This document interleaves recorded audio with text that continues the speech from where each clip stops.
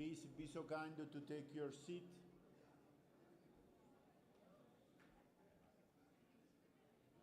S'il vous plaît, prenez votre place. On est en train de commencer la... Please take your seats. Thank you.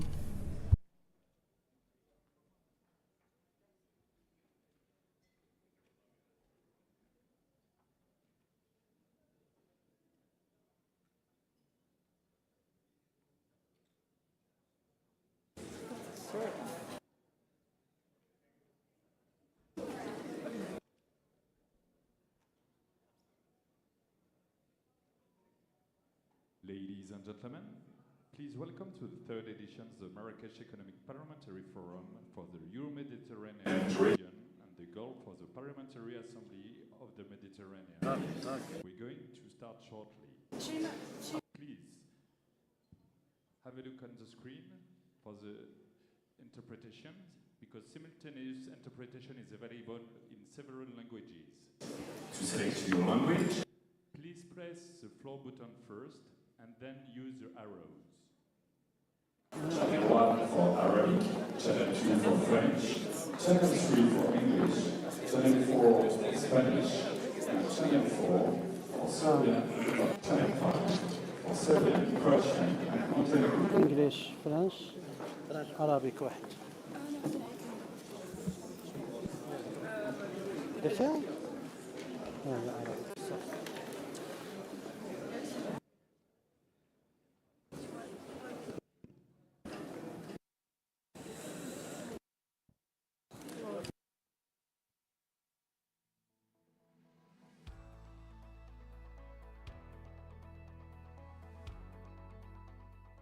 Marrakesh, at the crossroads of the Mediterranean, a city of heritage, culture, and today a hub for shaping tomorrow.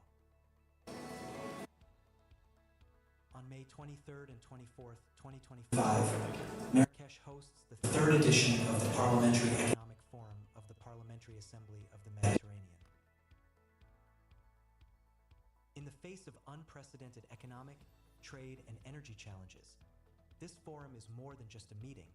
It is a strategic platform for action, bringing together parliamentarians, policymakers, institutions, the private sector, and civil society. Three core themes will lead the conversation: global trade in an era of fragmentation, a just energy transition for sustainable growth, and the governance of artificial intelligence, a force of transformation and responsibility. Here in Marrakesh, we aim to deliver tangible solutions. Legislative roadmaps for stronger regional integration, public-private partnerships to drive green innovation, and frameworks for AI regulation that are ethical, inclusive, and future-ready. Parliaments play a key role, shaping laws, fostering innovation, and anticipating risks. They are the bridge between today's challenges and tomorrow's solutions. One forum, a shared vision, a decisive step toward a more resilient, inclusive, and interconnected future.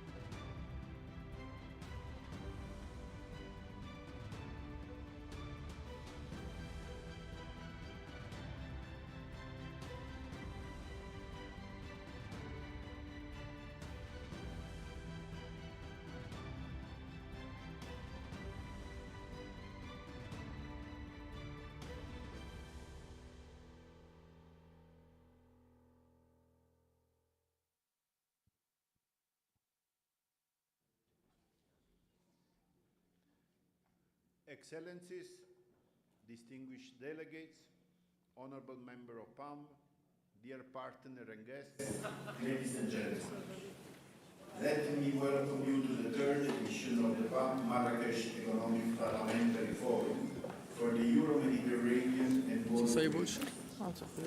It is an honor and a pleasure to see how many high-level delegations again for the third edition.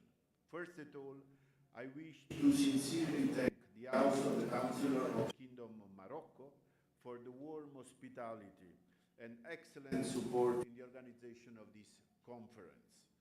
The 2 days we have in front of us are full of engagement, and I'm certain that our exchange will be as enriching as usual and even more in the present international context. And I would like now to come to the floor His Excellency Honorable Mohammed Ould El Rashid, the President of the House of Council of the Kingdom of Morocco and President of the Association of the Senate, Shura and equivalent councils in Africa and in the Arab world. Sir, the floor.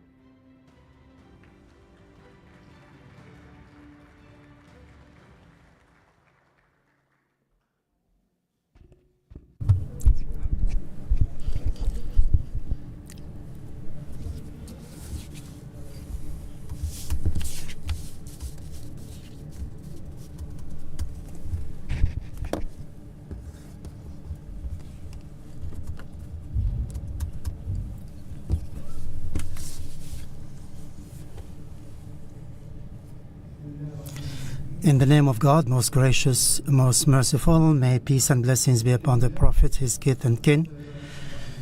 Your Excellencies, distinguished speakers, distinguished and honorable ministers, distinguished members of Parliament, honorable members of the diplomatic corps accredited to the Kingdom of Morocco, ladies and gentlemen. At the beginning of this important meeting, I would like, on behalf of the House of Councilors, to welcome you most warmly in the ochre city of Marrakech, long-standing city steeped in history, which represents the positive intermingling of civilizations. I would like to welcome you to the third edition of the Marrakesh Economic Parliamentary Forum for the Euro-Mediterranean region and Gulf of Palm, which is being held under the high patronage of His Majesty King Mohammed VI, may God assist him. This forum is a milestone which reflects our common will to create a parliamentary platform conducive to cooperation and regional integration, and also that promotes mutual development as well as inclusive development for the peoples of the region. Needless to say, this forum is being held in regional and international contexts that is affected by a number of consequences of conflicts, as well as the uncertainty, economic uncertainty and volatility that exists and that affects the global trade system. There is also a lack of consensus on an equitable trade system that can promote growth, economic growth, as well as fair trade exchanges between countries, and the promotion of cooperation, take into consideration the supply chains. The world is affected by many large-scale changes that are brought about by climate change, in addition to other key changes that affect development platforms and plans, as well, and the impact of AI, as well as our ability to show innovation, and also to ensure that we have new value chains within regional and international systems, and with the negative impact that we see also on the supply chains.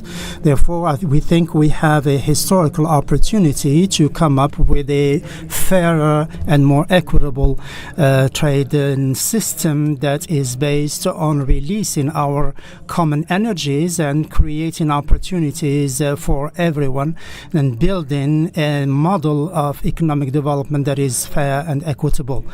We believe that what the Marrakesh Economic Parliamentary Forum has in terms of energies and in terms of experiences and vast expertise would make it possible for us to come up with good solutions as well as practical recommendations that would contribute to greater cooperation in the Euro-Mediterranean region. This is the beating heart of the global trade, and we think that this will contribute to developing a reference frame that would be conducive to greater cooperation. Ladies and gentlemen, the Mediterranean has often, or has for a long time, been just more than just a geographical feature.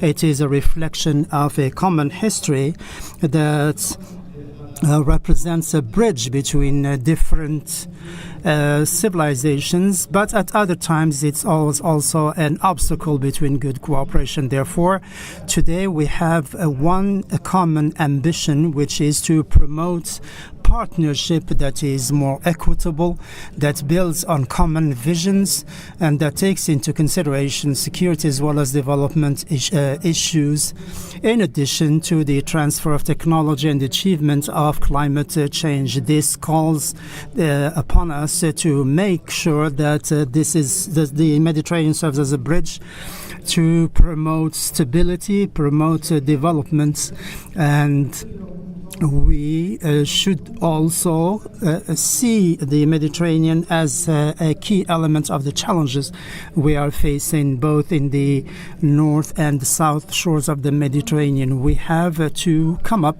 with equitable solutions and efficient solutions in order to achieve a development from which we would all benefit, and this calls for partnership and justice and equal opportunities.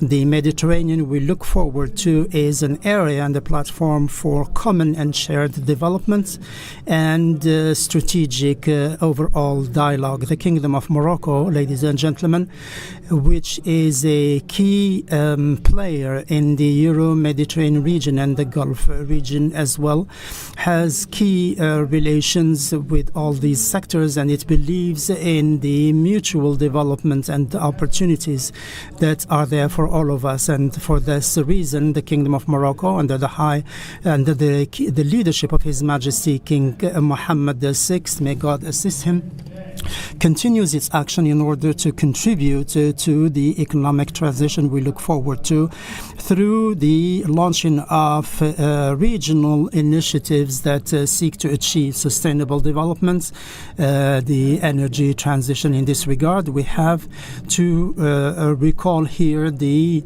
Atlantic Initiative of His Majesty the King, which seeks to facilitate access of the Sahel regions to the Atlantic. The Kingdom of Morocco, within the framework of this pioneering initiative, will put its advanced infrastructure and modern facilities at the disposal of these sister nations to make sure that these countries can be effectively in a part of the global trade. And this initiative also seeks to promote the diversification of the economies of these countries in order to contribute to prosperity, better livelihoods, and greater development opportunities. This connection, unprecedented connection, that links these Sahel countries to the southern part of Morocco is going to serve as a strategic axis that would link these countries to the Atlantic through an infrastructure that would also relate them to or link them to the Mediterranean. This ambitious project is an unprecedented economic opportunity for efficient development between the African hinterland as well as the Mediterranean region and the Gulf in order to promote economic integration. It will contribute contribute also to value chains that would serve all these people. The Kingdom of Morocco, under the wise leadership of His Majesty King Mohammed VI, may God be with him, in cooperation with our partners in Nigeria, we also seek to implement the gas project that would make it possible for the West African countries to have access to the energy they need to promote their economic and social development. This gas pipeline has major potential for the supply of gas to these countries as well as to other countries in the future in order to ensure energy sovereignty of these countries. We expect once this project is concerned, we expect this project to be the longest energy project in the world, and it will contribute also to the provision or supply of gas at global level. The achievement of economic integration between the Gulf regions cannot be achieved unless we develop common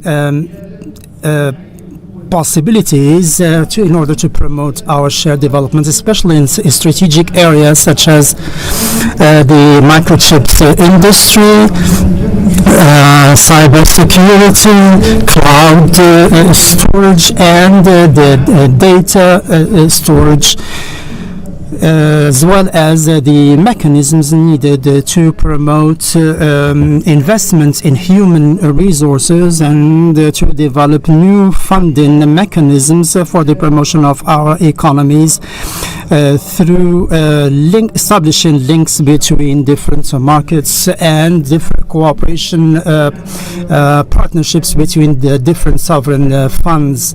This calls for cooperation also between academic institutions as well as research laboratories in order to exchange experiences and promote academic cooperation. As parliaments, we represent the voice of the people in the region, and therefore we look forward to playing our role in full in order to achieve these objectives and come up with the legislation needed to facilitate economic cooperation and integration between our countries. In this respect, we have to draw attention to the fact that one of the major challenges that are faced by our world today concern a good governance of AI, given the effects and consequences it has for the future of the new generations. Therefore, we have to come up with a collective policy in order to promote the exchange of best practices and also to look at the good cooperation between legislative assemblies. We, as parliaments in the Euro-Mediterranean and Gulf region, are very much concerned by the participation and engagement in this project in order to come up with legislative and ethical frameworks for the proper use of AI, given the role it has on the overall economic development of our peoples. The development is the pillar for the establishment of stability, peace, and security. It is also a key element that helps us to address the risks posed by terrorist groups and extremist groups, and therefore this Marrakesh Economic Parliamentary does not deal only with the economic aspects, but it is also a platform for developing a full-fledged system for the promotion of stability and peace on both shores of the Mediterranean and also in the Gulf, and to make sure that we contribute to economic development throughout the world.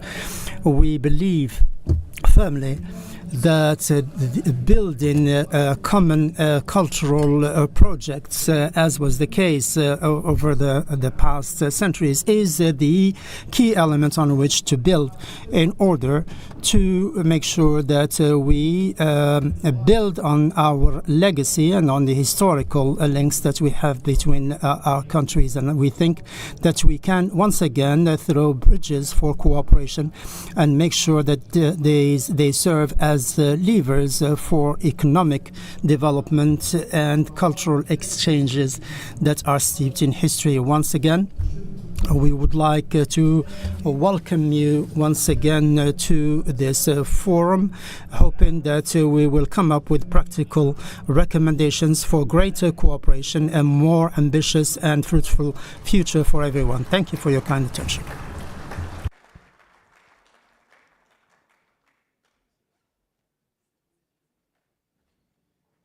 I wish to thank President El-Rashid for his introduction, which really set the tone for our conference today.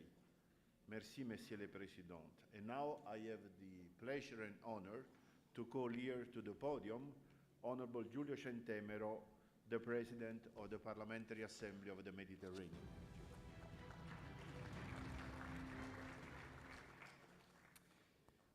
Well, Mr. President, Mr. Secretary General, Excellencies, esteemed colleagues, and distinguished guests, first of all, Sabah al-Khair, good morning everybody.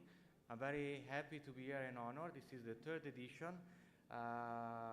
Been working a lot during the last maybe 10 years to build such a great event hosted by Morocco. This is a great pleasure for me to open this session after the President of the House of Councilors of King of Morocco, Honorable Mohammed Ould El-Rashid, which I thank you for generously hosting the third edition of the forum, and this is the first time that I open the forum as President of the Parliamentary Assembly of the Mediterranean. My appreciation further goes to the members of the PAM delegations, the keynote speakers, the moderators, alongside all distinguished experts and guests.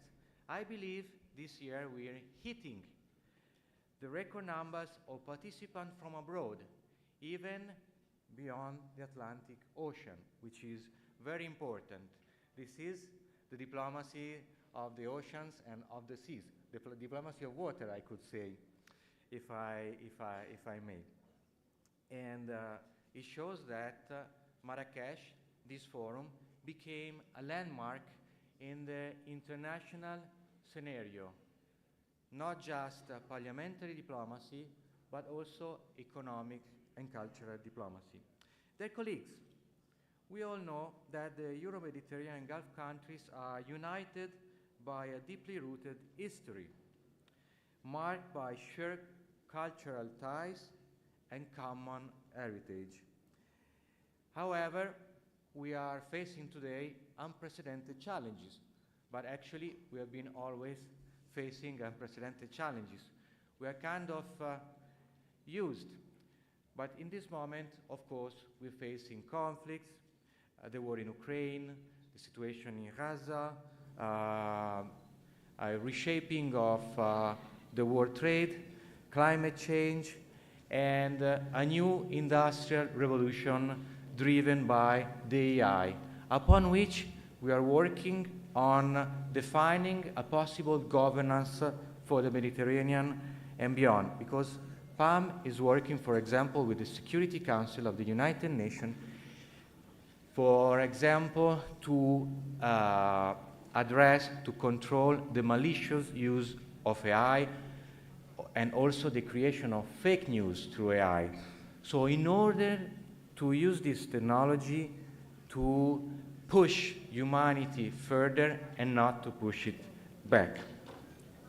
As PAM, from the outset of the latest humanitarian crisis in the Middle East, we have called for the immediate release of hostages and for the absolute need to protect innocent civilians and for the application of the most rigorous respect of international humanitarian law and human rights by all parties.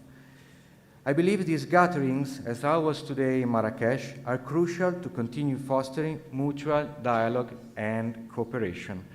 Over the years, and despite the numerous crises affecting the regions, PAM has proven to be a unique platform to facilitate, through the instruments of parliamentary diplomacy, the Pacific coexistence and the need of integration among our peoples and countries. On this, allow me to commend the diplomatic and humanitarian efforts of many PAM members, not just delegations, but even single people who put themselves out there to help situations which seem sometimes even impossible to find a solution. At the same time, today, the global trend landscape is being reshaped by disruptions, and we got use of disruptions since COVID. COVID, in my opinion, was the black swan that led to supply chain disruptions, that led to conflicts, and so forth. Recently, as you may know, PAM is a part of the network at the IMF and the World Bank. I was in Washington at the spring meetings, and connecting to what the initial video was saying, one of the leitmotif that will lead our economy in the next few years in order to manage the disruption and not being attacked by surprises is developing public-private partnership. We have excellent examples in our countries, and we can share these examples right here, right now. And moreover, after being in Washington, D.C., I decided myself to lead the delegation of professionals, entrepreneurs, and other figures to the Silicon Valley to understand why the Silicon Valley is what it is right now, how it all started. I will share just a point with you because I think it's something common in our cultures. In the Mediterranean, in Europe, in the Middle East, North Africa, we have the stigma of failure. If you do an initiative and you don't succeed, you think that you are kind of guilty. We have to cancel that. This is our small cultural revolution that we have to do. Because whenever you start an initiative, even if it doesn't go well, you still have the experience, the skills, the patents, and that can be, all those can be invested in other initiatives. Moreover, the rapid development of the AI is posing many challenges. And I will tell you something, don't be scared, because robots don't kill men, don't kill humans. It's only humans that can decide to use technology to kill other humans. According to many research, if we are ready to set up a correct governance of the AI, we will have more jobs in the future, we will have better life conditions. Innovation, it's about that. We have seen several industrial revolutions, and they always lead to that. But we have to be ready, and this is one of the platforms in which we can discuss, and we can make the Mediterranean a place where governance of the AI is going to be defined in a better way than other areas of the world. Dear colleagues, faced with all these challenges, we must take pride that we all gather here today, as we will gather soon in Abu Dhabi for the Women's Forum, as we will gather in many other occasions, and as we will start a new initiative concerning youth, but I won't talk about that in this meeting. And we have to take on our responsibilities as political leaders and lawmakers to address them and provide tangible and actual proposals. I also wish to stress the importance of having here so many representatives from the private sectors, PPP, public-private partnership, CEOs and business leaders, there cannot be realistic change on transition without your crucial contribution and commitment. Let's all get to work to show that today's meeting will not only be just about empty words, but an actual step towards a more integrated, united, peaceful and prosperous Euro-Mediterranean and Gulf region for all. Thank you. Thank you.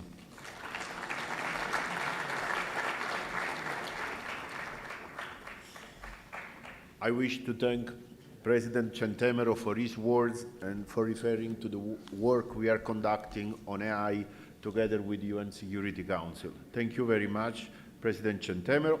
Now I have the pleasure to invite here to the podium His Excellency Mohammed Sabari, who is the first Vice President of the House of Representatives of the Kingdom of Morocco.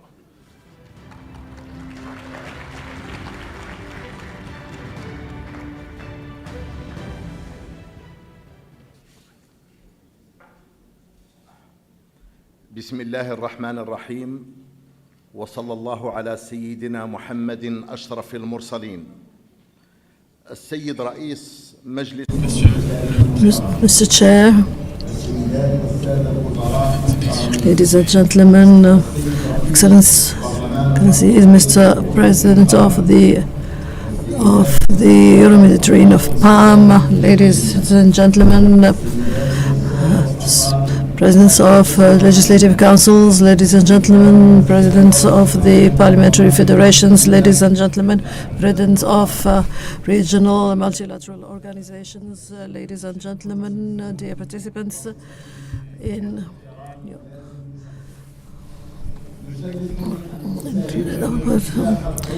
So I am delighted to be with this third session of the Marrakesh Forum for the Euro-Mediterranean region and Mediterranean and Gulf regions.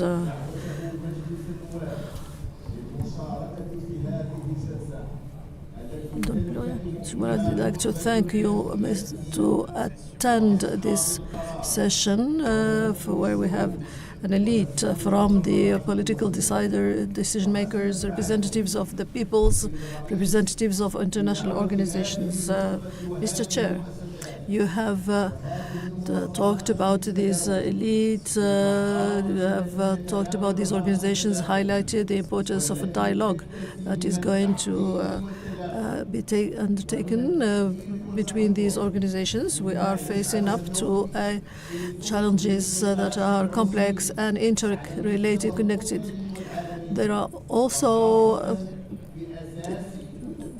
key topics that we need to discuss with respect to the present situation. There are key. C'est Isabelle maintenant qui parle français. Elle doit prendre un relais. C'est Isabelle qui parle maintenant.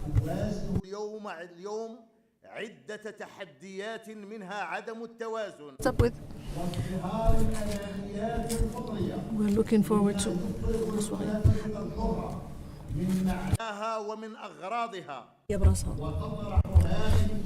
These are fundamental challenges that we have to address regarding the future of globalization, taken into consideration the trade agreements and the tariff agreements, the GATT, that were signed in this very city. This city is steeped in history that is known throughout the world, and that is in 1994.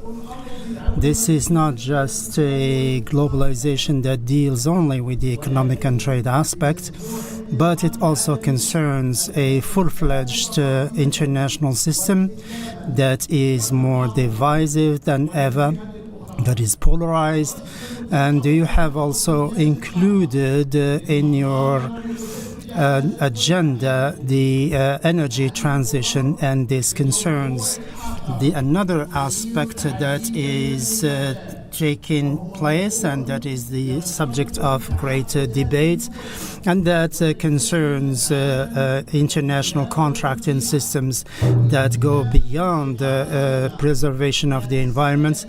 And it also addressed the question of climate equity and justice and cooperation between the different countries of the South and the North, as well as the promotion of green economy. The industrialized countries have benefited from many years of industrial development, and they have also caused pollution of the environment and led to climate imbalances and disruptions. But it is the peoples of the countries of the South that are suffering the most, and especially in Africa and Latin America, because the climate extremism has led to displacement of people and migration flows.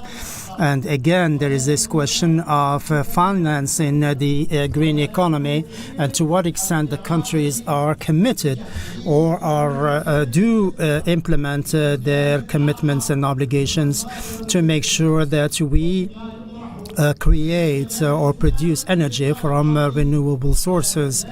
And there are many segments of the population in the countries of the South still are not benefiting from their right to benefit from energy from classical sources.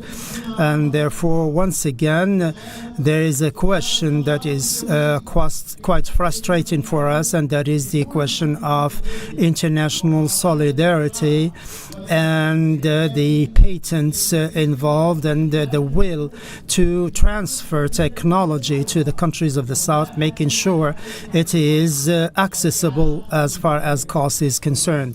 In this regard, and given the production modes and systems and the cooperation mechanisms, there is also this question of food security, and we have to ask the question about the gaps that exist between developing and developed countries, the problem of malnutrition in some parts of the globe, whereas other countries have surpluses and excesses, and therefore there are also food that is being thrown out, whereas it is badly needed, desperately needed in other countries.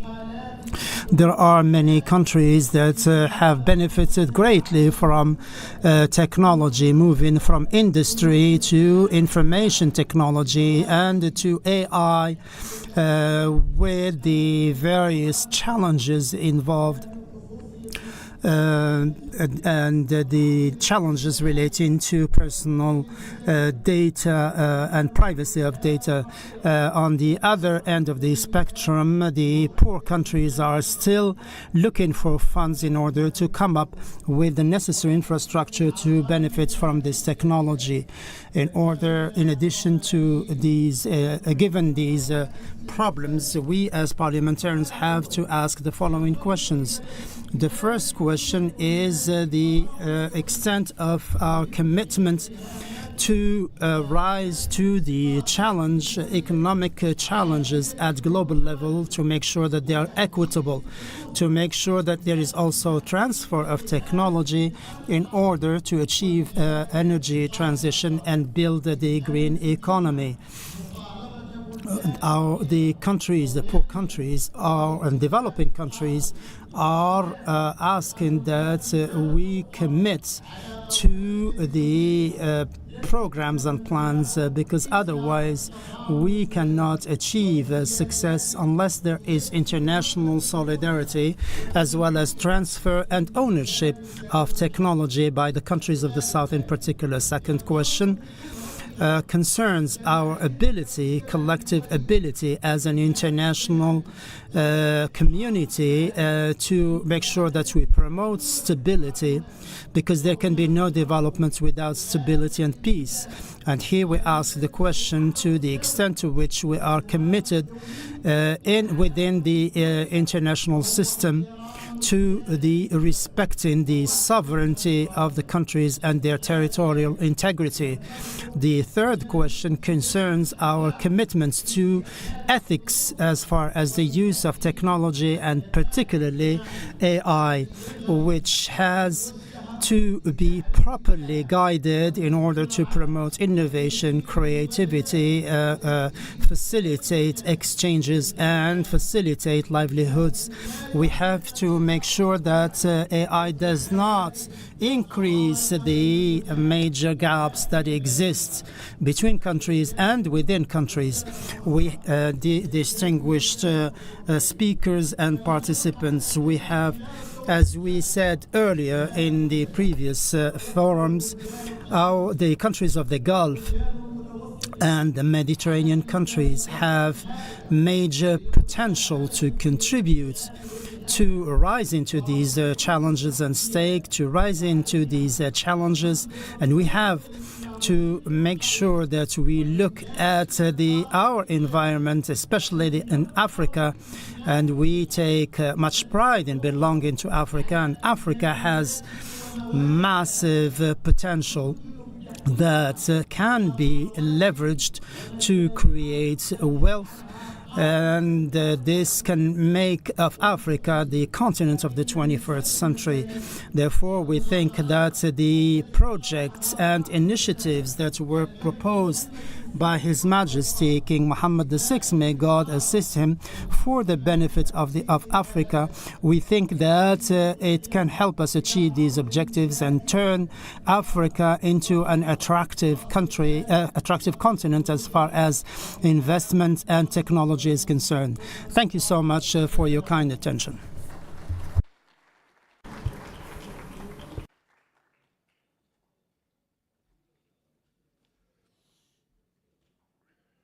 I wish to thank Honorable Sabari for his word and his conclusion with the wishes about prosperous and peaceful future for all our regions. Said so, I have the pleasure to invite here to the podium Mr. Shakib Alji, President of the General Confederation of the Enterprises of Morocco.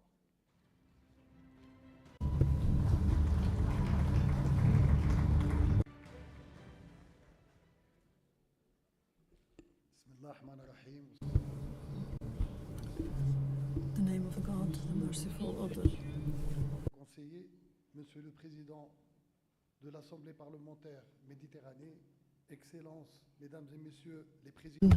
President of the Parliament, Excellencies, ladies and gentlemen, ambassadors, ladies and gentlemen. It's a great honor and pleasure for me to take the floor and to address this PAM meeting dedicated to the Mediterranean and Gulf regions, organized here in Morocco, a city that has always been at the crossroad for dialogue and rapprochement between peoples and cultures. So I would like, first of all, to thank Mr. Mohammed al-Rashid, President of the House of the Councilors, for the organization of this important forum, which give us as a private sector the opportunity to interact with our partners, institutional partners from the PAM and political decision makers from the public and political level from the Euro-Mediterranean region, as well as with the academic and world and the civil society. The goal is, of course, to think about the economic stakes and development stakes to which we're faced, and to explore together the possibilities of enhanced cooperations for a better future. My thanks go also to those who have contributed in one way or another to the organization of this major conference. Ladies and gentlemen, during the past 5 years, the world has had a number of health crises and environmental crises that have disturbed the supply chains and threatened the world economic and social stability. These problems have highlighted clearly the importance of regional integration as a lever for economic growth. In this context, the present reality imposes on us more than ever the need to enhance cooperation amongst our countries and to think together and build new partnerships in order to transform these issues and problems into concrete opportunities. The stakes of food security, the rarification of water resources, climate change, technological transformations require a tight coordination between countries in order to meet these challenges collectively. Within the perspective of complementarity and sustainable and inclusive development, we need to promote productive investment, the implementation of innovative partnerships between the private and public sector, the training of talents, and creating synergies between our national and regional enterprises, notably in fact of the impacts, the more and more serious impacts of climate change. In this respect, Morocco has adopted a strategic plan in the area of renewable energies in order to achieve an energy mix, achieve 50% of clean energy resources by 2050. This by 2027, thanks to His Majesty's clairvoyance, will be achieved. The digital transformation, IA, are also a very central level for economic growth, requiring a possibility for all actors, particularly the small, very small, and SMEs, which are 80% of our economic fabric. We will enable them to have access to technology and enhance their competitivity and add value to human capital. In order to support these changes, the parliamentary roles is more than ever essential. It is a key institution that are called to improve the business environment, promote laws, and have a adapted legislative framework. In this respect, the CGM plays a very important role through its role in Parliament and its contribution to the legislative body. This group represents the voice of the national enterprises. It's a relay between the concerns of economic actors and the concrete problems that they're facing, and propose also solutions in order to improve the business climate and to enhance economic development. It also ensures a mission of proposal on the basis of realism and, of course, the need to take into consideration the real social problems. The PPPs is no longer a choice but a must. It's a fundamental pillar for integrated and inclusive growth. The Morocco's organization of the World Cup is going to be an opportunity to accelerate the growth of our countries through investments in strategic sectors such as infrastructures, tourism, service sectors, and digitalization. This national collective effort is going to be supported by PPP collaboration to guarantee a sustainable effect and impact on development and social justice. Excellencies, ladies and gentlemen, this forum represents an ideal platform to enhance dialogue and coordination between political decision makers and economic stakeholders in order to promote common vision, coherent policies to broaden and strengthen regional integration and to meet the challenges, the general challenges. The world is changing at an unprecedented speed. There is no longer room for hesitation. At the CGM, we're persuaded that the future belongs to those who have a clear vision and who make it concrete through partnerships and collective will. I thank you for your attention and wish you a very good stay in Morocco and a fruitful conference. Thank you for your attention.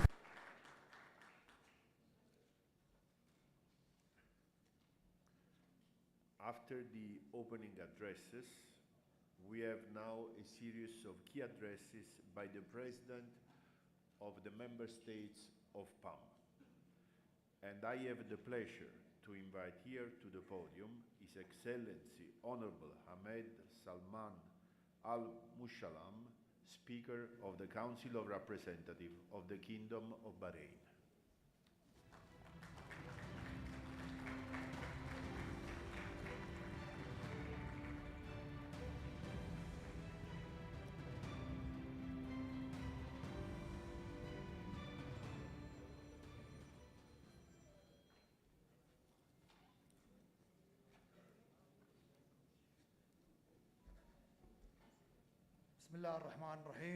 In the name of God, most gracious, most merciful, may peace and blessings be upon the Prophet, his kith and kin.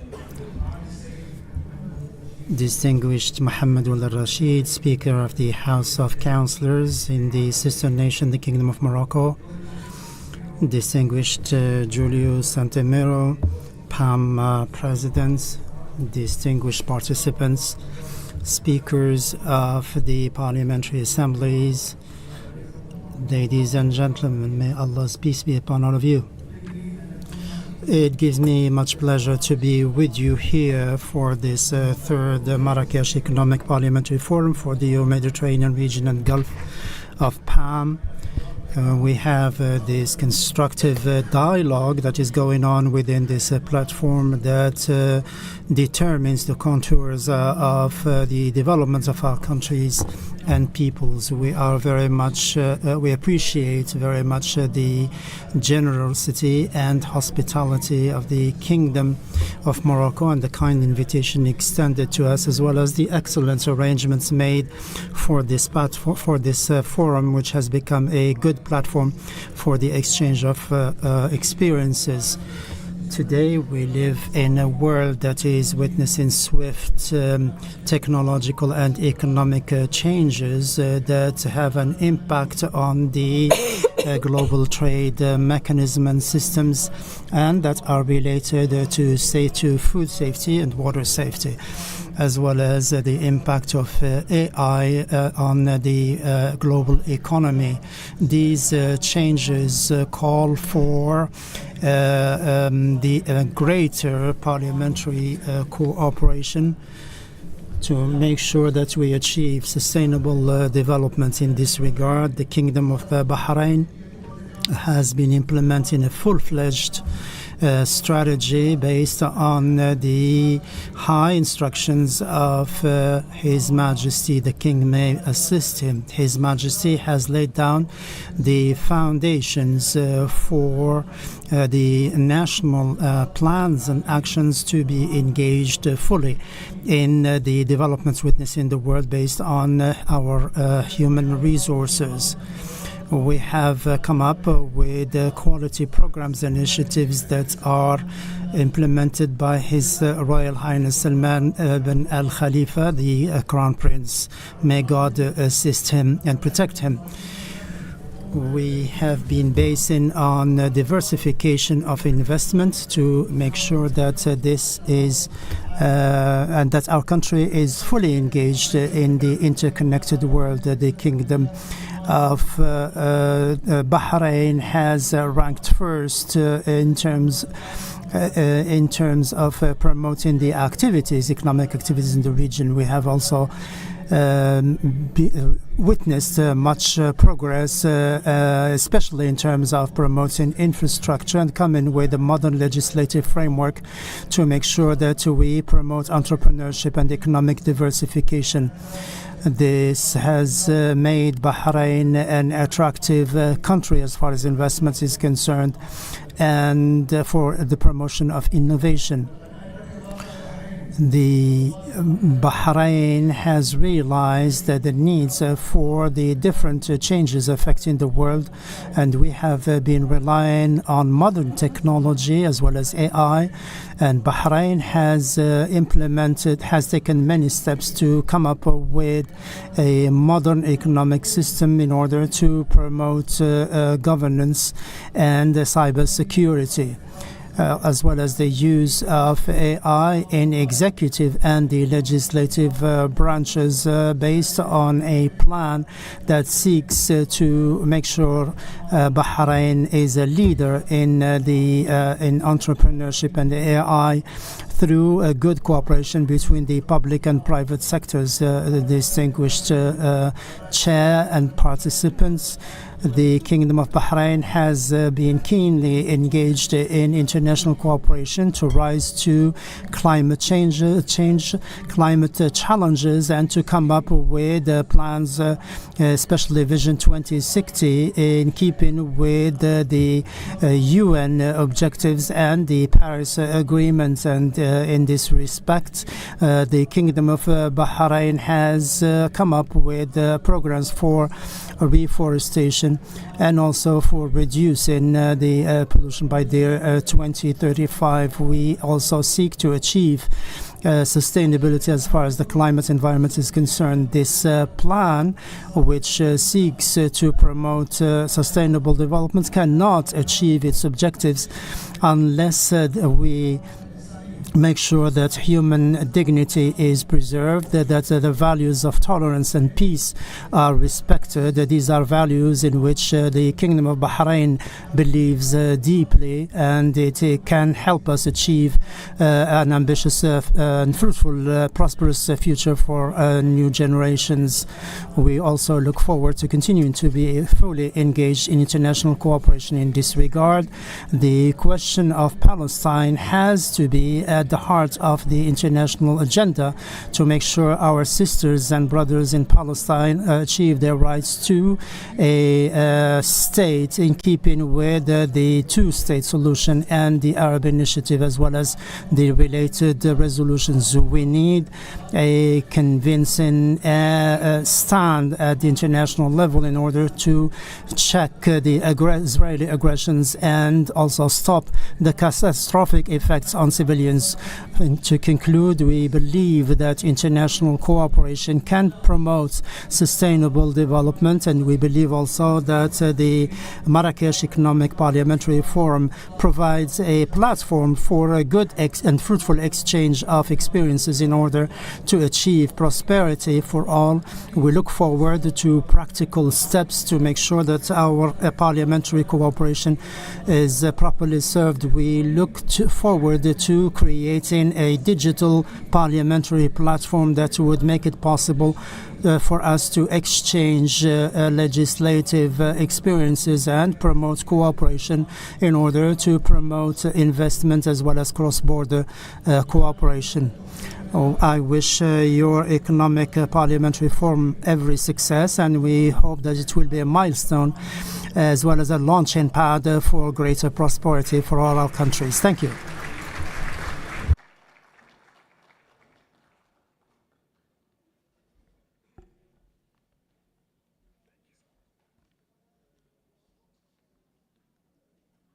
I wish to thank His Excellency Al-Mushlam for his words, and also yesterday in the meeting of the Secretary General of PAM, we heard about the experience of the Parliament of Bahrain in the application of artificial intelligence in the work of the Parliament, which we hope to benefit all of us. Now, I have the pleasure to invite to the floor His Excellency Honorable Afrim Gashi, who is the Speaker of the Assembly of the Republic of North Macedonia.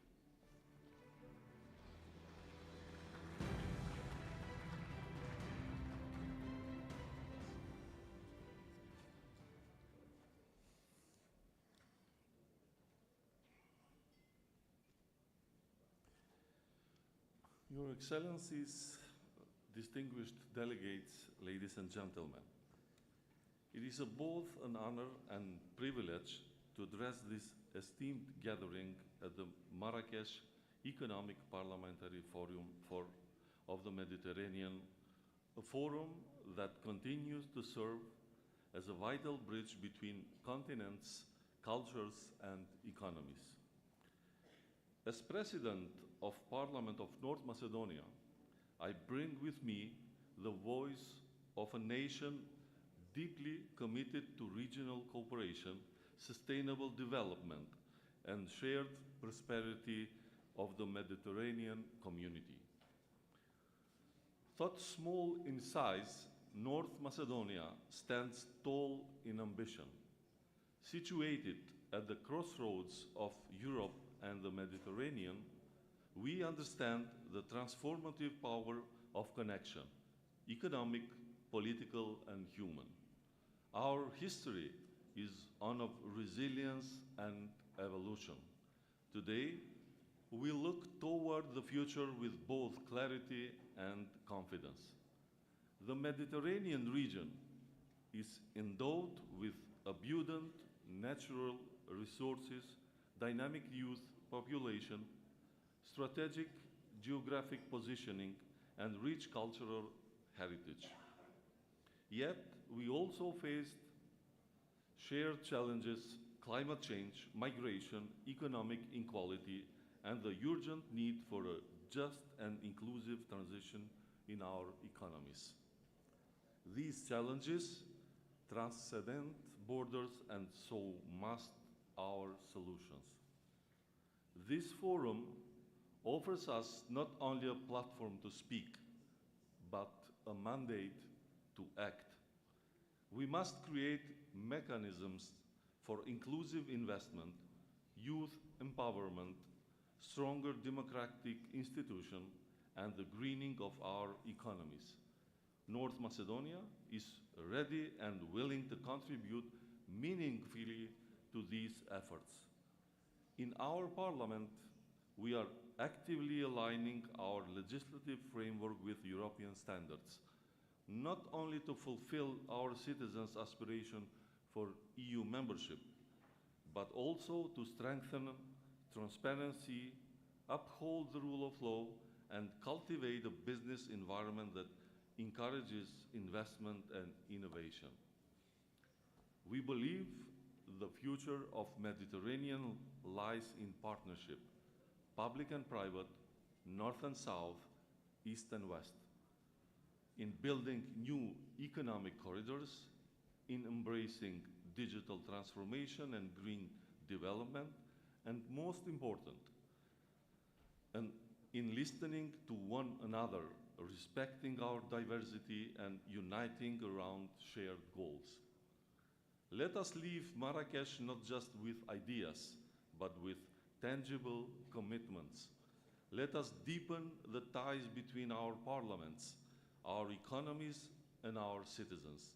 Let us chart a Mediterranean future that is peaceful, prosperous, and resilient in face of tomorrow's challenges. Thank you for your attention, and may our shared vision guide us toward a stronger, more united Mediterranean region. Thank you very much.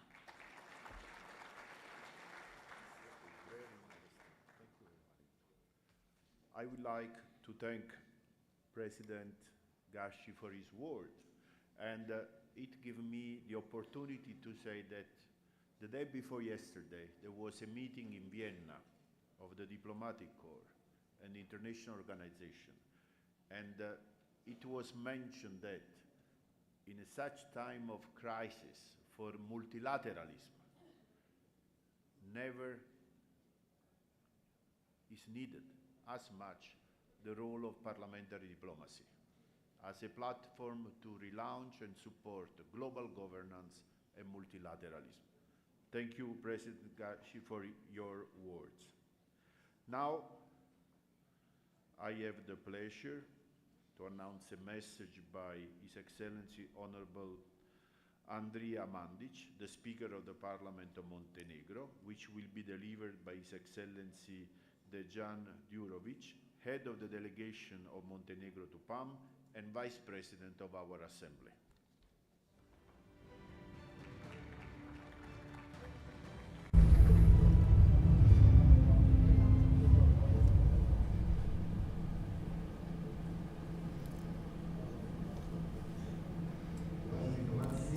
Dear hosts, dear President El Rashid, dear President Mr. Centemero, dear Secretary General Mr. Piazzi, Your Excellencies, dear colleagues, ladies and gentlemen.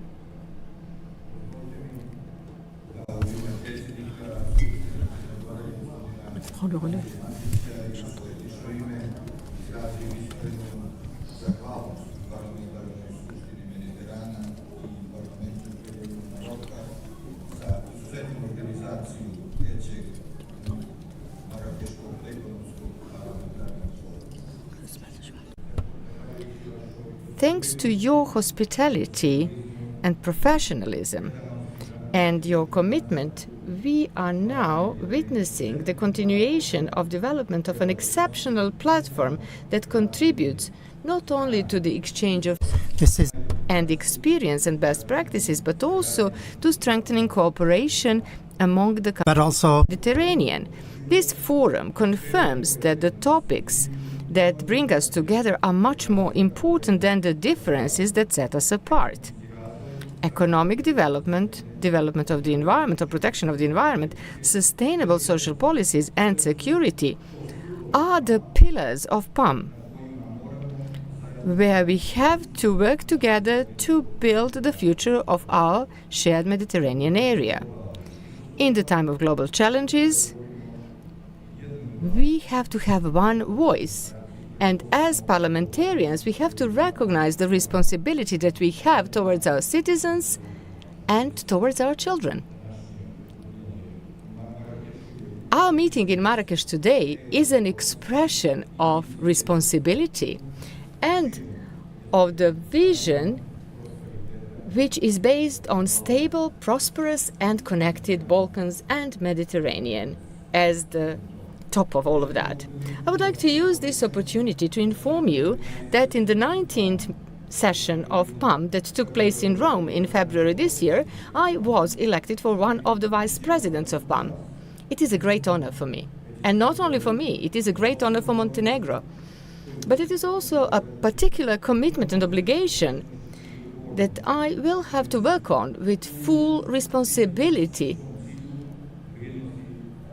having always in mind the values of Parliamentary Assembly in my mind. I also want to inform you, with great pleasure, that in the same meeting it was confirmed that the Parliament of Montenegro will be a host of the 20th Jubilee plenary session of PAM, which will take place on the 7th and 8th of May 2026 in Montenegro, in Podgorica. A special value of this event is the first summit of the presidents of the parliaments of member states of PAM, which will take place within this event on the 6th of May next year, and it will be organized at the initiative of the Speaker of the Parliament of Montenegro, Mr. Andrija Mandić. I would like, therefore, to use this opportunity to extend cordial invitation to all delegations that are present here to join us in Montenegro next year so that we can together celebrate this important jubilee of the Parliamentary Assembly of the Mediterranean. That will be an opportunity for Montenegro that is at the door of the European Union, where it will become a full-fledged member. It will be, therefore, the opportunity for Montenegro to present its progress in reforms, democratization and adoption of European values. It will also be an opportunity for us to show you how beautiful our country is and how rich cultural heritage we have and how much tourism potentials we have, with which we contribute to diversity of the Mediterranean. And we have our Minister of Tourism today who will also be speaking about that, so you'd better listen. I believe that the 20th plenary session in Montenegro will be a particularly important event, not only for our country, but for all members of PAM. Together, we can and we must improve dialogue, cooperation and mutual understanding, because that is the only path towards sustainable future of our region. On that occasion, just like here in Marrakesh today, we will confirm our firm commitment to our shared goals: economic prosperity, unity and progress of the Mediterranean area. In this particular geographic area where East and West meet, where civilizations and culture interweave, we as the representatives of people have the duty to be the bridges of cooperation and holders of peace, nothing else. Going towards that goal, as the Vice President of PAM, I would like to recognize yesterday's initiative to form Association of Secretary Generals of all parliaments of the countries of the Mediterranean in order to ensure better networking and coordination. I would like, in the end, to thank our dear hosts in Marrakesh and the Parliament of the Kingdom of Morocco and PAM for their unwavering commitment to the strengthening of shared goals. I wish you all very successful work in this unique event. And see you next year in Montenegro. Welcome.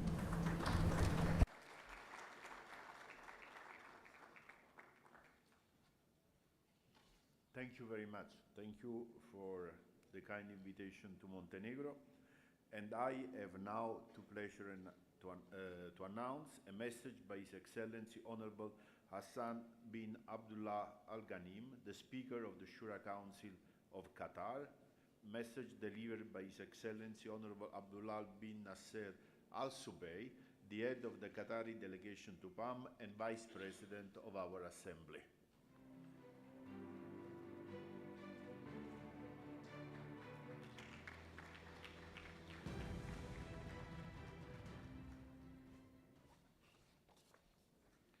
بسم الله الرحمن الرحيم والحمد لله والصلاة والسلام على رسول الله صلى الله عليه وسلم. Peace be upon Prophet Muhammad and his kith and kin. I would like to thank the Kingdom of Morocco, brother country, Mr. Jerry Santimetro, President of the PAM,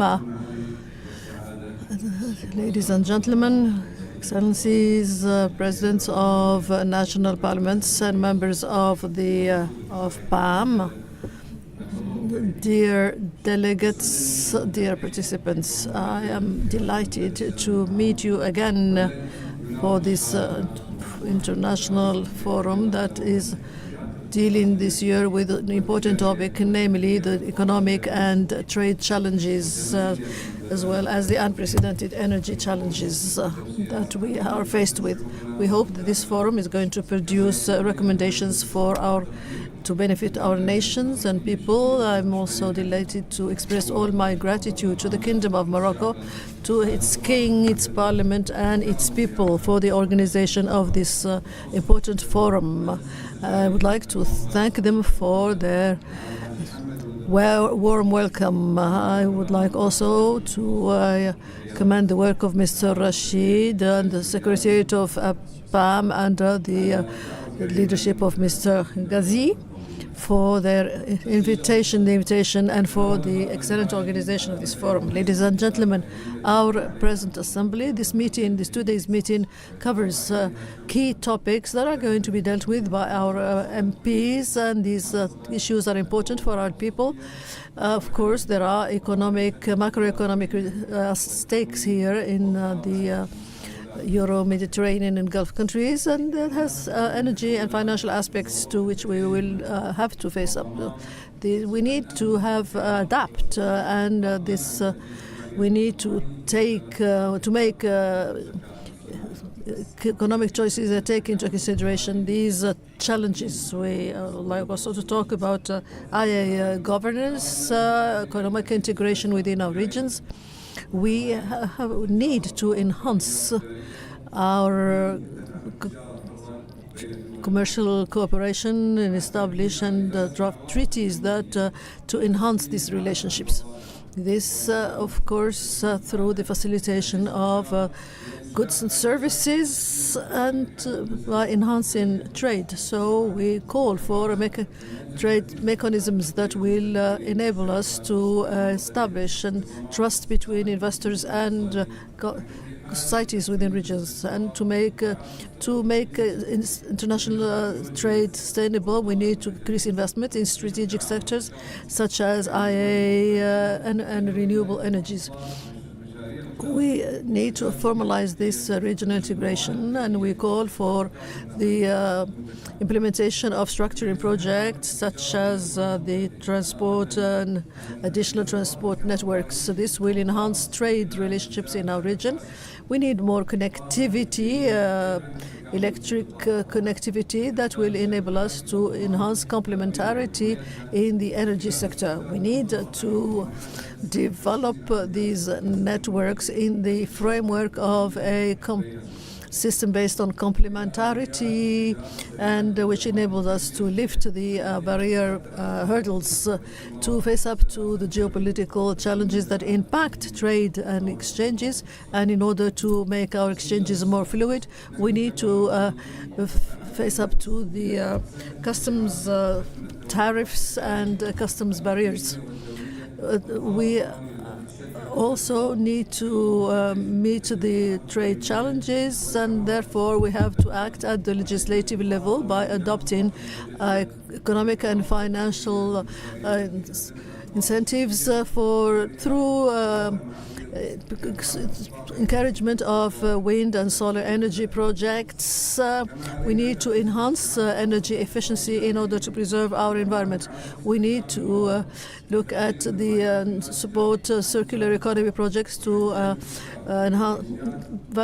give value to our waste and encourage investments in technologies that enable us to enhance those economies through support to research institutes. We need to have investment funds in order to invest in sustainable infrastructures and to enhance circular economy in the energy sector, and of course use green hydrogen as an alternative source of energy. We need to again recycle the industrial wastes and make of them energy sources. As an MP, we need to make sure that we ratify treaties for international agreements in order to regulate the maritime trade, but also to set up an independent body to control the developments of artificial intelligence to make it comply with ethical criteria. We need also to make sure that we have rehabilitation programs by training in order to face up to these challenges. Under the high leadership of Sheikh Hamad Al Thani, the Qatar, thanks to his role, Qatar plays a very important role in enhancing cooperation between the Gulf states and the Euro-Mediterranean states. Our foreign economic policy is based on dialogue and cooperation. We have an open economy based on international trade and regional cooperation. This enables us to enhance our relationships with the countries from these two regions, and we're doing this by building bridges through economic partnerships, through political, economic, and cultural exchanges. We work with international organizations in order to enhance sustainable developments within our regions. We also we not only work in the field of energy investments. Qatar has adopted a policy, the mediation policy in the political arena, which has made of our country a key actor in conflict resolution. We also work on renewable energy programs such as wind and solar energy, and we have adopted strict regulations in order to protect our environments and to benefit from new climate energies, and have $2 billion investment in order to establish an environment that is conducive to sustainability and prosperity. We have also reduced the carbon emission we have reached a threshold of 30%. We work at all these levels in Euro-Mediterranean regions and in the Gulf countries. Mr. Chair, this conference is being held while there's a genocide going on in the Middle East. Nobody is spared, neither women nor children. There is destruction of the refugees, hospitals and schools in the occupied territories. The aggressor continues its aggression through a policy that consists in driving the population to hunger and to defy all international rules and regulations.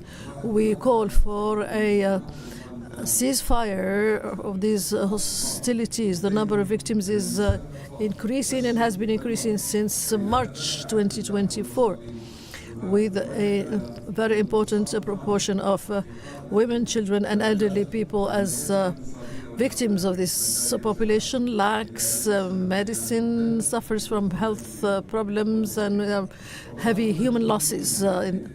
in spite of the efforts, Qatar's efforts, the efforts of Egypt and Qatar with the support of the Arab League and under the American supervision, the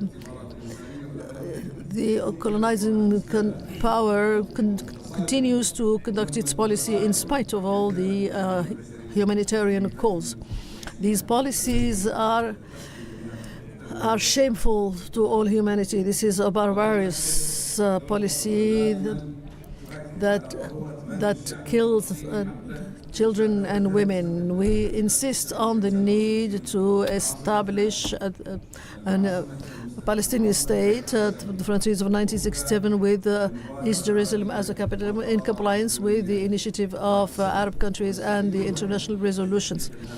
This is the only solution that will enable us to bring peace to this region. In conclusion, I would like to wish this assembly to formulate the recommendations that will enable us to ensure stability and prosperity within our regions and for the benefit of our people.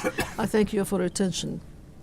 I wish to thank Honorable Al-Subay for his words and all PAM, all the international community stand for Honorable Subay for his call and for his call for a ceasefire, immediate ceasefire, and for the protection of the civilians. And I wish also to mention something that as part of the PAM contribution to the UN Pact for the Future, Qatar, we lost on the 6th of November, the second World Summit on Social Development. So we will be very happy to contribute, and thank you for this initiative, which is carried out jointly by Qatar, Morocco, and Belgium. So thank you very much for that. I have now the great pleasure to invite here to the podium Her Excellency Honorable Mariam Binteneya, who is Deputy Speaker of the Federal National Council of the United Arab Emirates and the President of the PAM Women Parliamentary Forum.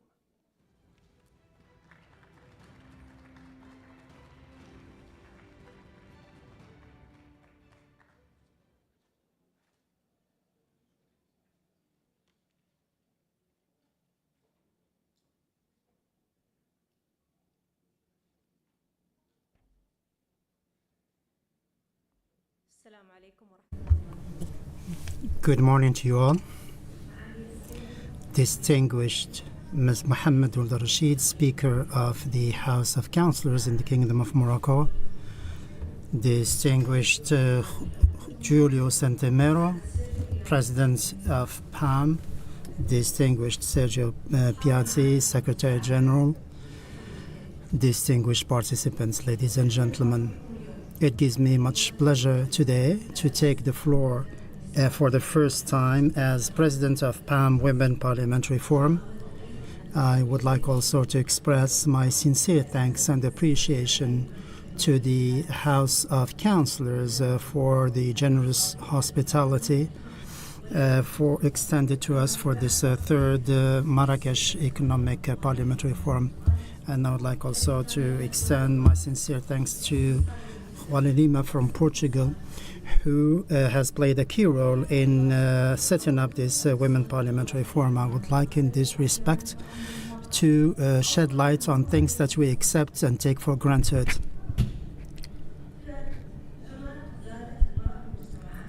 Women in our societies are still under-considered that do not enable them to play their role in full in society. In some countries, women are still considered as second-class citizens because of political discrimination or because of certain habits and customs that are steeped in societies. In this regard, the UN Economic Council says that 71% of women in the Arab world do not have a bank account. And this, of course, reduces the autonomy and independence of women to achieve their financial stability and their participation from the financial perspective. despite the fact that women in the Middle East and North Africa account for more than the majority in the academic sector, but their participation in society does not exceed, that is economic participation, does not exceed 21%. In addition to that, unemployment among the university graduates is high, and this points to a major gap that has to be addressed through more inclusive policies and more inclusive and equitable policies, and therefore we have to make sure that integration and inclusion has to be included, of course, but we have to make sure also that women are empowered to participate in public life and to give women their rightful place in decision making. Despite the key role played by women in our societies, especially in crisis situations, their participation is still limited as far as laying policies and making decisions is concerned. Therefore, our vision is clear. We cannot build prosperous societies without addressing the question of discrimination against women. Women's empowerment, economic empowerment, is one of the key pillars for achieving overall development. The Women Parliamentary Forum plays a key role in this regard, and I would like to say here that the second session will be held in Abu Dhabi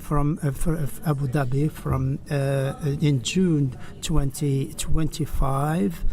At the invitation of the UAE, we will discuss four major topics. First is the economic empowerment of women. Second, equal opportunities to achieve our objectives in health and education and the environment. Third, promote the role as far as addressing terrorism and extremism is concerned. And fourth, address gender bias and gender inequality. We believe in the importance of coming up with specific agendas to promote the achievement of these objectives, to also achieve inclusion. From Marrakesh to Abu Dhabi, we hope that the principle of gender equality will be achieved through practical steps and measures away from any empty promises. We look forward as men and women who are interested, of course, in the future of our policies, in the future of our country's developments, to work together to move from the diagnosis phase to actual implementation and come up with results that are measurable. I would like, before concluding, to reiterate my warm welcome to you to come to Abu Dhabi and work together so that we can work together towards the achievement of a future that is more balanced and that is more equitable. Thank you.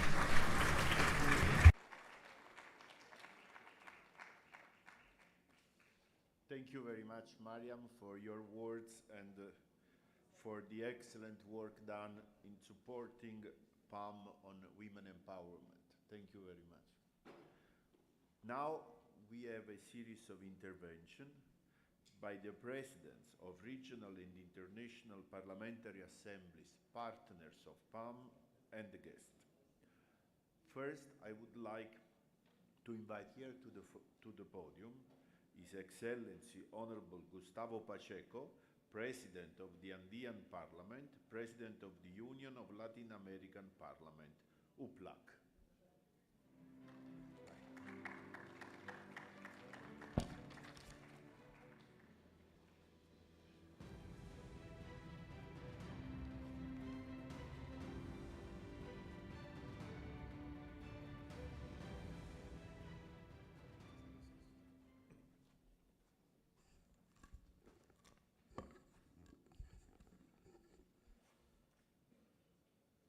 Honorable Presidente de la Cámara de Consejeros del Reino de Marruecos. Councilors of the Kingdom of Morocco, Mr. Mohammed Ould Rashid, President of the House of Councilors, Honorable Vice President of the House of Representatives of Morocco, President of PAM, it's a real pleasure to be amongst you today. The Honorable Presidents, Alternative Presidents of Parlatin, it's a pleasure to be amongst you today and to share with you our heartfelt thanks to the Euro-Mediterranean region and Gulf regions, and to tell you that we at the level of Latin America and Caribbean area, we attend this meeting with great hope. We would like to thank King Mohammed VI, may God assist him, for his vision that he had. He initiated these meetings of all parliamentarians, and thanks to his generosity, I think we feel much closer to each other. Morocco has become the capital, world capital of parliamentary diplomacy, and I'm saying this with a lot of love and thankful feelings.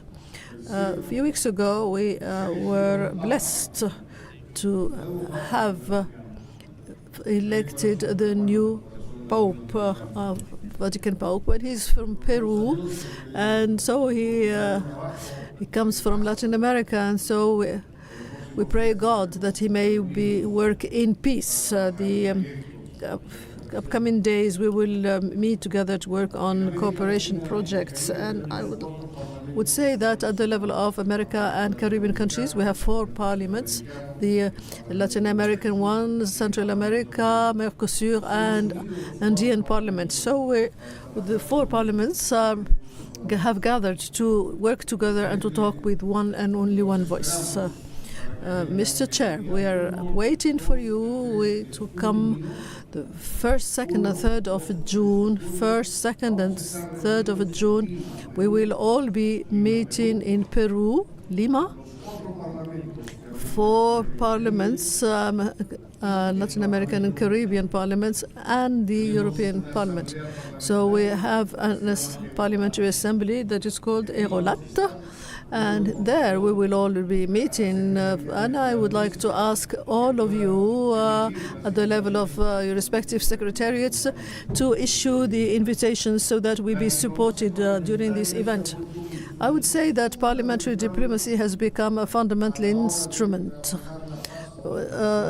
in order to work for peace for our people. We want to work on trade, artificial intelligence. This has to go through Parliament. If the country wants to declare war to another country, it needs the approval of the parliamentary assemblies. The general laws of the budget laws which aims at fighting hunger, we're talking about governance, or all of these laws go through Parliament.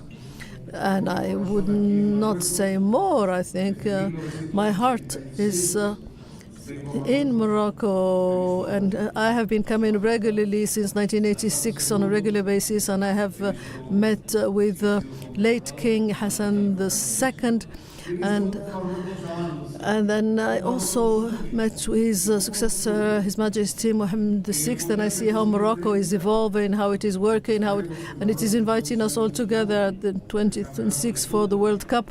And I hope Morocco will be playing the final match, and I hope that Morocco, Spain and Morocco will give us a celebration that we'll attend with all our hearts. So on behalf of the Andean countries from Latin America and the Caribbean countries, I offer you my heart, and I thank you wholeheartedly, and I invite you to come to Peru very soon, and until we meet again. Thank you very much.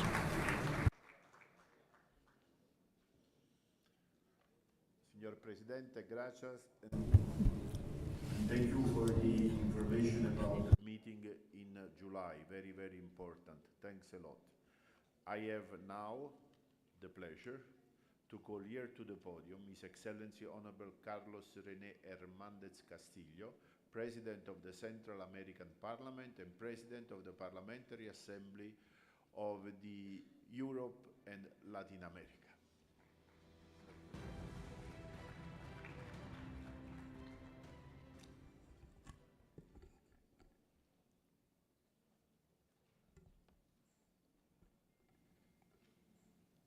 Su Excelencia, Señor Mohammed. Your Excellencies, Your Excellency, Mr. Mohammed Ould Rashid, Speaker of the House of Councilors, Kingdom of Morocco, distinguished Giulio Santamero, President of PAM, Mr. Mohammed Sabari, First Vice President of the House of Councilors, Mr. Shakib Alj, President of the General Confederation of Enterprises of Morocco, distinguished speakers of the interparliamentary unions and of regional parliaments of Latin America, Euro-Mediterranean, and the Gulf, distinguished representatives, distinguished members of parliament, distinguished guests. As Speaker of the Central American Parliament, it is a great pleasure for me to take the floor at this third Parliamentary Economic Forum, which is being held in Marrakesh. I would like to thank the House of Councilors of the Kingdom of Morocco and the PAM for giving us this opportunity to take part in this important meeting in this marvelous setting. I'd like to thank the organizers for this conference and for the keen commitment to South-South cooperation. This event is an opportunity to share experiences and promote closer ties among us. I'd like to take this great opportunity to mention subjects that are extremely important for the development of our countries and for inter-regional cooperation. The Kingdom of Morocco has shown on many occasions that it seeks to promote South-South cooperation. That is why the Assembly of the Parliament of Central America has asked the observer countries to work jointly in this regard. I would like to point out in this regard the solid cooperation relations we have between our parliament and the parliament in the Kingdom of Morocco. This is an alliance that was created 10 years ago and that has led to several joint initiatives. This cooperation has become a model of South-South cooperation, and it is based on that alliance that we have managed to promote the South-South cooperation as a major axis of our common development. We have signed an agreement in 2019 that concerned a feasibility study for the creation of a fund for South-South cooperation and for triangular cooperation involving the regions. We believe that the future of our regions hinges on strategic integration and international cooperation, as well as the deployment and as well as efforts to promote and select the most adequate formula for cooperation that would be beneficial to our peoples. A clear example is the meeting that we're holding today that will address key issues such as AI, environment, climate change, security, and economic management. This year we are celebrating 10 years of uninterrupted cooperation between the House of Councilors of the Kingdom of Morocco and the Central American Parliament. This cooperation has made it possible to come up with the Parliamentary Economic Forum between Africa, Latin America, and the Caribbean. This cooperation is based on the exchange of experiences, good practices, best practices, and the efforts to rise to common challenges. We have to come up with solutions to the problems facing our countries, making sure we respect the sovereignty and territorial integrity of our countries, without any preconditions. We look forward to working together for the well-being of our countries and our peoples. We call on the Latin American, Caribbean parliaments to work together to promote South-South cooperation through our legislative assemblies. The Kingdom of Morocco, through its parliament, has been an active observer within the Central American Parliament. It has supported major initiatives regarding climate change, women's rights, economic integration, etc. That is why we would like to laud the support of the Kingdom of Morocco, which has contributed to the integration process in Central America. And we would like to thank Morocco for the various initiatives it has launched in this regard. I would like also to stress the importance of a declaration that was ratified and that was signed by the Speaker of the Andean Parliament and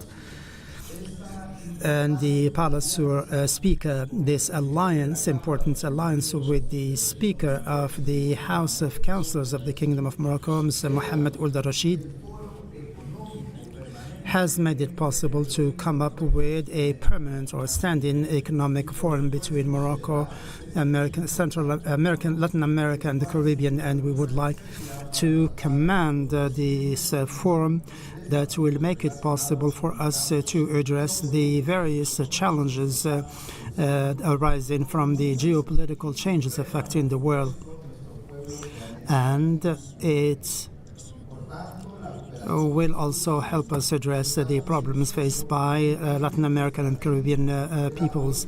We look forward to becoming a strategic axis in the policy of our countries, and we think that this can foster dialogue and solidarity in order to achieve a sustainable development we yearn for.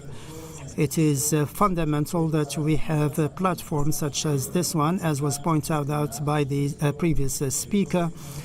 And there will be a meeting of the, as was mentioned, that will be held between the 1st and 3rd June of this year, and this is a key element, that's the key event that will address migration, will address the situation of women and the prospects for promoting international cooperation. I would like to, before concluding, to call upon all of you to continue working for the promotion of South-South cooperation and the achievement of our parliamentary objectives.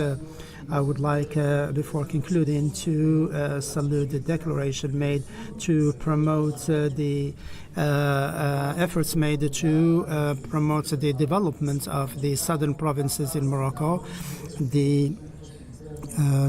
Our parliament does not interfere in the internal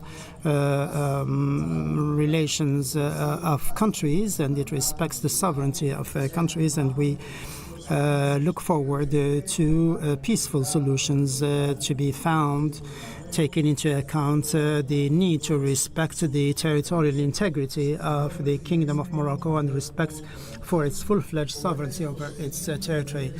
Your Excellency, Mr. Ould Rashid, as you know, in June there will be two major events. So one of them is the Parliamentary Assembly meeting of Central American Parliament, to which you are invited, just like the delegations attending this conference. And there will be also the economic forum that we shall celebrate with the House of Councilors of the Kingdom of Morocco. This will take place in El Salvador on 24th of June of this year. Therefore, we look forward to having all of you with us for these two events in order to continue to exchange on these two questions that are of great importance for us. I would like to reiterate my thanks to the House of Councilors of the Kingdom of Morocco and to its Speaker. Thank you so much for your continuing support and for the efforts you're making to promote our interparliamentary cooperation. I would like to also thank His Excellency Giulio Santemero, PAM President for all his efforts. Thank you for holding this third Parliamentary Economic Forum, and thank you again to all the teams and all the people who have made it possible for us to meet today. Congratulations for this excellent organization and for the arrangements made. I'm convinced that this forum will make it possible to promote exchanges between economic and political stakeholders that represent the private sector, academia, in order to address economic and climate challenges. Thank you very much for your kind attention.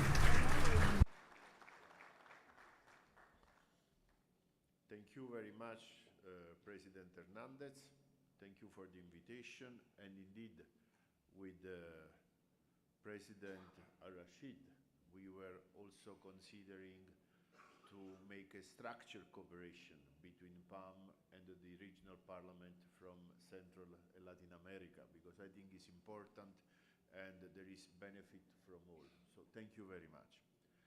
Said so, I have the pleasure to invite here to the podium His Excellency Honorable Carlos Núñez Salinas, the alternate President of the Parliament of the Latin America and the Caribbean.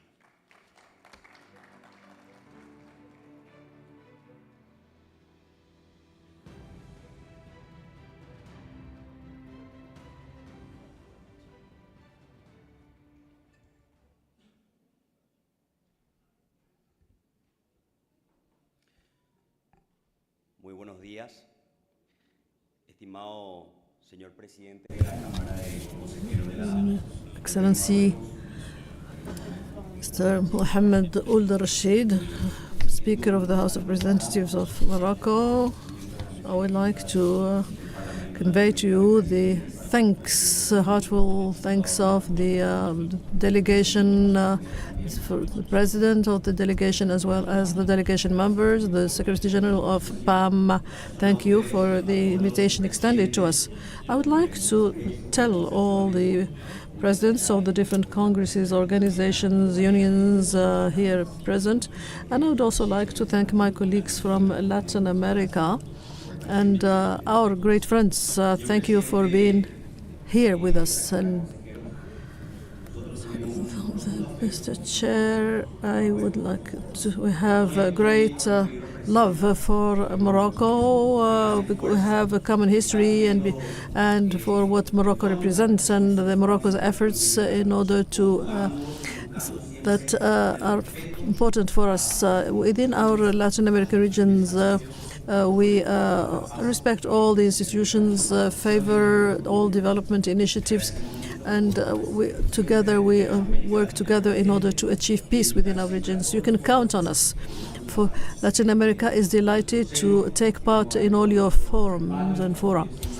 We would like to express our support to your country and say that you can count on us to meet all your challenges. You can count on our support.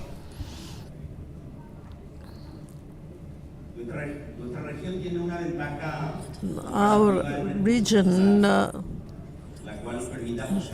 presents a lot of advantages. We have a lot of natural resources, so this is what enables us to prioritize on renewable energy. We have 60% of energy in Latin America and the Caribbean, which comes from renewable energies. This is much more than what the world average, the global average. In our region, we have identified some challenges concerning the legislative and political framework concerning public policy. This is what it is a hurdle for some countries to opt for energy diversity. There is also a problem concerning access to clean energy, especially in rural energies. There is also a trend for hydroelectric companies that are exposed to hydric stress and climate change have problems with storage and storage issues. There's also the problem with the normative framework, which is not developed in certain countries, and this is the challenges that we have in the energy sector. The economic growth in Latin America has been slow and volatile over the past years because of the lack of the exploitation of raw materials, because of the importance of the informal sectors and the need for investments in infrastructures and education, but also because of the fragility of our public institutions. So, which this is, of course, has caused a lot of social problems, and our region now is qualified as one of the most unequal regions of the world. Now, thanks to this forum, we can come, analyze, dialogue, exchange, and share best experiences and practices. This will enable us in short term to learn from each other and to improve our situation. We will have an opportunity to collaborate and to make progress together in order to protect our planet and to go through the structural change, whether it be at the level of production, from production level to the energy distribution, to reduce gas emissions and improve of energy efficiency by adopting a sustainable and resilient model. The Palatino commends the celebration of this forum because this enables us to understand the intelligence as a transformative means which will enable us to, of course, create jobs, avoid loss, avoid unemployment, and this green economy and artificial intelligence have a transformative power which we're going to analyze within this space. These are two major engines that, if they're well used, will enable us to develop our economic models and consequently to favor more resilient and equalitarian models. We have this space which enables us to explore those integration mechanisms through the enhancement of interregional trade, the distribution chain, and cooperation. Today, we have the possibility to generate collective knowledge in order to create public and private experiences and connections that we can have an ethical framework, and we can train human skills and talents, taking into consideration the present challenges which will prepare us for the future and will enable us to implement the DGC goals. Thank you. To the podium, Honorable Ahmed Jebouri from the Arab Parliament, please.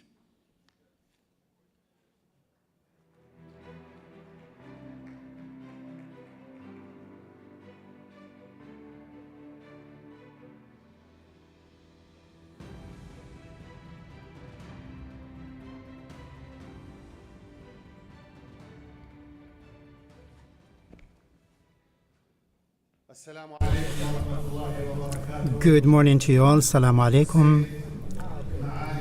Distinguished Speaker of the House of Councilors of the Kingdom of Morocco, Mr. Mohammed Ould Rashid. Distinguished President of PAM, Mr. Giulio. Distinguished participants, ladies and gentlemen, may God's peace be upon all of you. It gives me a great pleasure and it's an honor for me to take part in the proceedings of this third Marrakesh Economic Parliamentary Forum for the Euro-Mediterranean region and the Gulf. On behalf of His Mohammed bin Yahya, Speaker of the Arab Parliament, I would like to express my sincere thanks and deep gratitude to the House of Councilors of the Kingdom of Morocco and the PAM for the excellent arrangements made for this forum that has become a high-level parliamentary platform for the exchange of views, for concerted action regarding the challenges we face and the economic questions addressed as far as the two shores of the Mediterranean and the Gulf region are concerned. Distinguished participants, ladies and gentlemen, the global challenges faced today, including the disturbance of supply chains and the economic warfare and the changes affecting the international markets, call for greater cooperation between our countries and for the achievement of sustainable economic development that is based on complementarity, not competitiveness, on cooperation, not on disrupted modes of action. We believe that the two shores of the Mediterranean and the Gulf region represent a major linking point over the years, and the achievement of economic cooperation is extremely important to make sure that we deal with, we address the need to achieve sustainable development as well as the prosperity of our peoples, especially in the light of what the two regions have in terms of potential and the geographical location, as well as the natural resources and human resources they boast. These are key elements that can, if they are properly exploited, they can make the two regions a major hub for economic development in the global economy as well. We believe that this complementarity, the desired complementarity, calls for political will in order to address whatever obstacles are out there, whatever challenges exist, including the dismantling of barriers and to facilitate the flow of services and goods between the two shores of the Mediterranean and the two regions as well, in order to benefit from the advantages that the two regions have in the areas of energy, tourism, technology and farming, in order to reduce dependence on just one sector and to make sure that we achieve sustainable economic development.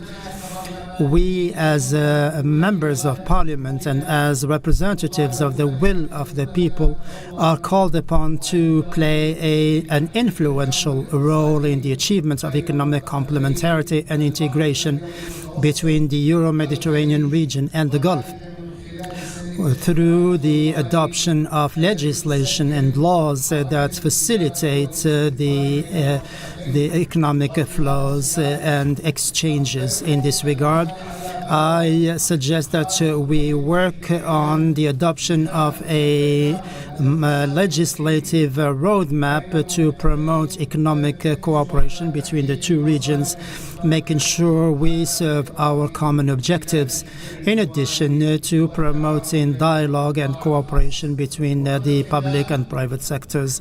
Before concluding, I would like to say, since we're talking about economy and about politics and the Mediterranean, there is a people that is being massacred by an Israeli aggression, and that is the Palestinian people, that they are suffering from genocide following the killing and this forced displacement of people today. They are also subjected to starvation, and the food supplies are being denied, whereas the international community is keeping silent. Therefore, I ask that we all in this economic forum, that we adopt a stance of the Mediterranean countries and all the countries participating in this conference, that are listening to our call, listening to our appeal to apply pressure on Israel to allow food supplies and medicines in, and to stop the genocide that is taking place in Palestine. Thank you for your kind attention.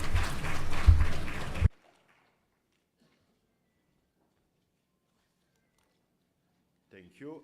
I wish to thank Honorable Jabouri for his intervention, and I want to reassure you that we are working very, very close with the United Nations, with the UN Humanitarian Relief Coordinator, making all the possible action to ensure the humanitarian corridor, the food corridor, the delivery, and we thank the government of Egypt, Jordan, Qatar, the Emirates, all those who have mobilized for that.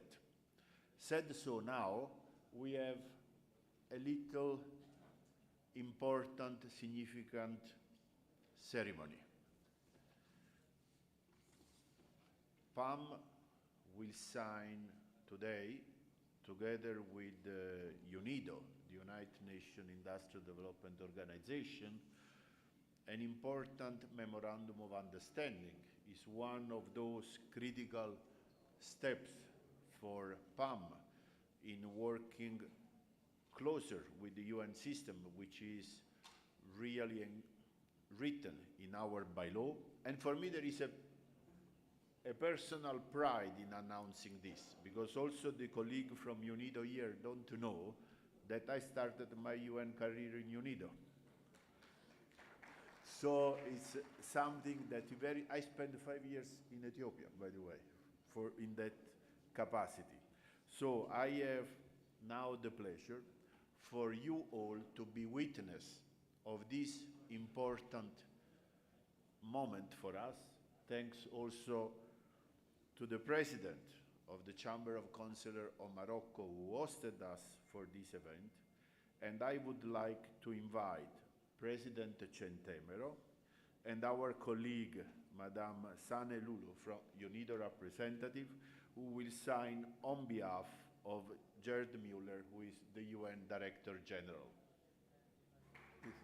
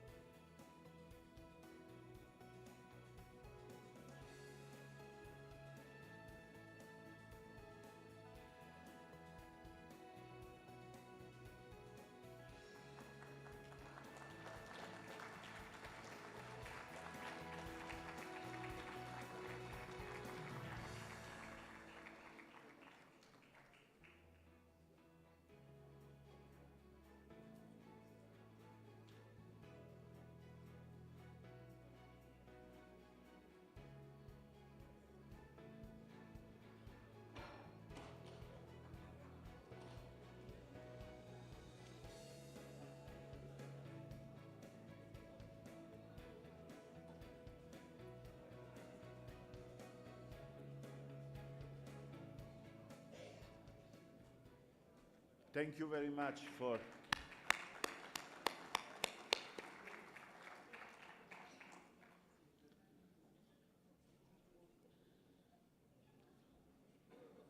thank you to you all to be here today for this important ceremony. And for the colleague of UNIDO, we start cooperation with UNIDO a long time ago when the Director General was Mr. Junkella, and we supported the Energy for All program at the request of the UN Secretary General.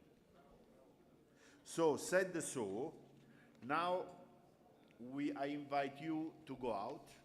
We have the family photo with the President, and after the family photo, we will have the lunch break here, and we resume at 2:30 sharp. So I invite you to go out in the garden for the family photo. Thank you.